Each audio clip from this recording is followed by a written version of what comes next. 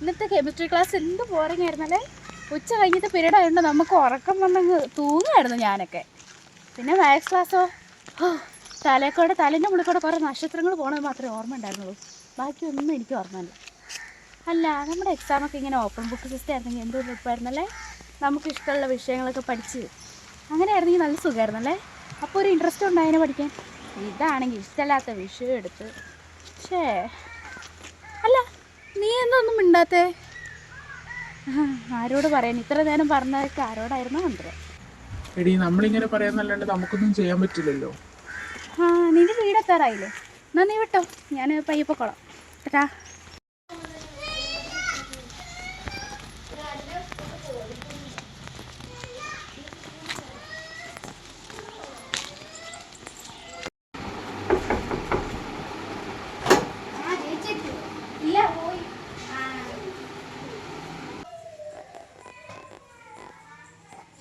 അമ്മ, ഒരു ഗ്ലാസ് ചായ. അല്ലമ്മ, ഈ ട്രോഫി ആർക്ക് കിട്ടിയതോ? അത് അജിൻകുട്ടൻ്റെയാ. കണ്ടു പഠിക്കുക. വർഷം 12 ആയില്ലേ, ഇങ്ങോട്ടൊരു ട്രോഫിയും കണ്ടിട്ടില്ല. അല്ല, ചായ കുടിക്കടി. വേണ്ട, വേറെ പറഞ്ഞു.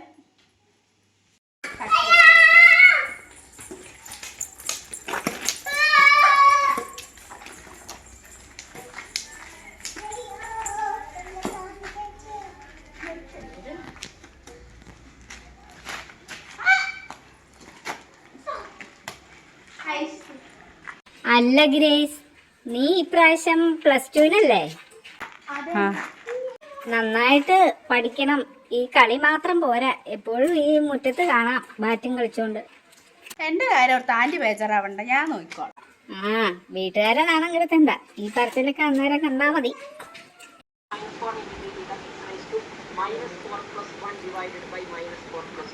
അതായത് x⁻³ ഈ മൈനസ് നമുക്ക് മുകളിൽ ഇട്ടിട്ടുണ്ടെങ്കിൽ ഇങ്ങനെ ഇരിക്കൂടെ, -1/3x⁻³ എന്ന് ഇരിക്കൂടെ, 3x⁻³ ഇങ്ങനെ ഇരിക്കൂടെ. 1/x³ ആണെങ്കിൽ x⁻³ അപ്പൊ x⁻³ നമുക്ക് 1/x³ ഇരിക്കൂടെ. ഏതാ തെറ്റൊന്നുമില്ല. സോ അടുത്ത സ്റ്റെപ്പിൽ ഞാൻ കൊടുക്കുന്നു -1/3x². ഒന്നുകൂടി പ്ലസ് ലാസ്റ്റ് ആരും കൂടി ഈ മൈനസ് പ്ലസ് ആവും. 3യും ക്യാൻസൽ.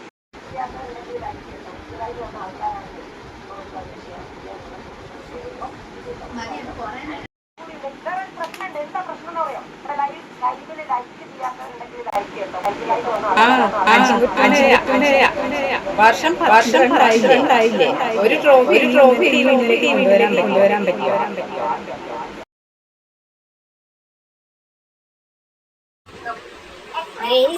നിന്നെ എപ്പോഴും കാണാലോ ഈ ഗ്രൗണ്ടില്.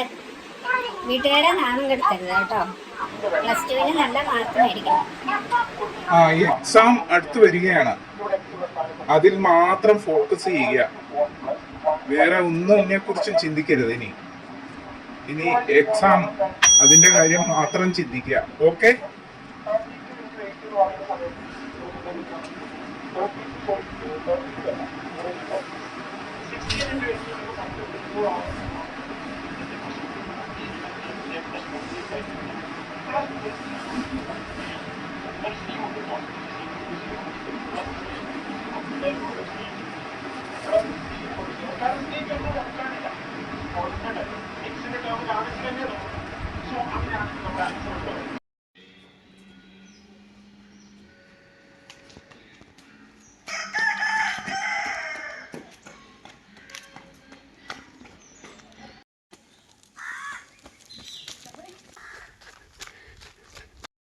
എടാ, ഞാനിപ്പോ വിളിക്കാം.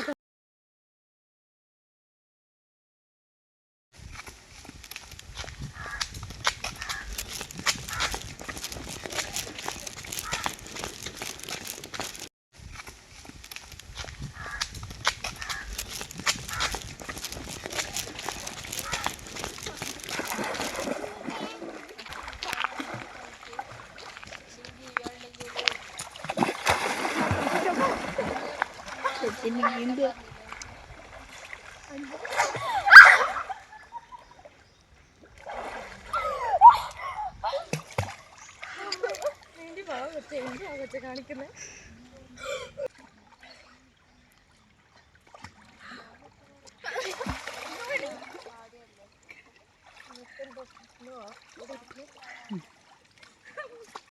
എന്ത് പറ്റിയതാ? ഇതെന്തിനാ പുഴയിലൊക്കെ ഇറങ്ങി ചാടിയത്? Cool down. ഓക്കെ ആണോ? എന്ത് പറ്റിയതാ? സാറില്ല ഫോട്ടോ. കുട്ടികൾ ഓരോ വ്യക്തികളാണ്. അവർക്കും ആത്മാഭിമാനമുണ്ട്.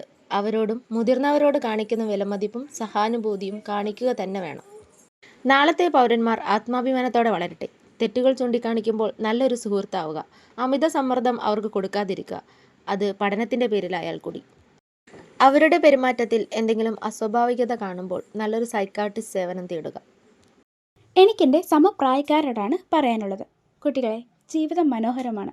അതിൽ വിജയം മാത്രമല്ല, പരാജയമുള്ളതുകൊണ്ടാണ് വിജയത്തിന് ഇത്ര മധുരം. പരാജയപ്പെടുമ്പോൾ വിജയികൾക്കില്ലാത്ത ക്ഷമ, സഹനശക്തി പോലെയുള്ള ഗുണങ്ങൾ നമുക്കുണ്ടാകുമെന്ന് മറക്കരുത്. ജീവിതത്തിൽ നിന്ന് ഒളിച്ചോടി തോറ്റു പിന്മാറുവാനല്ല, പ്രതിസന്ധികൾക്കിടയിലും ധീരതയോടെ ജീവിക്കലാണ് ഏറ്റവും വലിയ വിജയം. അതെ, ജീവിച്ച് കാണിച്ചു കൊടുക്കുക. തോറ്റു തുന്നം പാടി ഓടിമായാതെ.